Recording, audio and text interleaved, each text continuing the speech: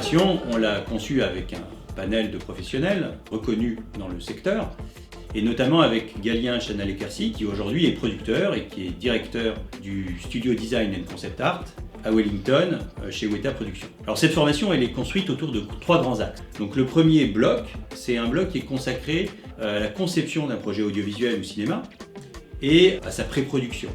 Donc c'est un bloc dans lequel vous trouverez des modules consacrés au dépouillement, au plan de financement, au début de la fabrication d'un film. Ensuite, il y a un deuxième bloc qui est consacré à l'administration de production. Et puis un troisième bloc très important consacré au métier de directeur de prod et au métier de régisseur général. Donc dans chaque bloc, il y a un certain nombre de modules. En tout, il y a 14 modules. Et chaque module fonctionne un petit peu de manière similaire avec 3 grandes phases. Première phase d'apport de connaissances. Ensuite, une deuxième phase de mise en situation, d'étude de cas avec votre formateur.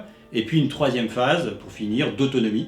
À la fin, vous avez bien évidemment un feedback de votre formateur sur le travail que vous avez produit. Et puis, chaque module a été confié à un professionnel en activité. L'ambition de cette formation, c'est bien évidemment de vous former à être un professionnel employable immédiatement à la sortie de votre formation.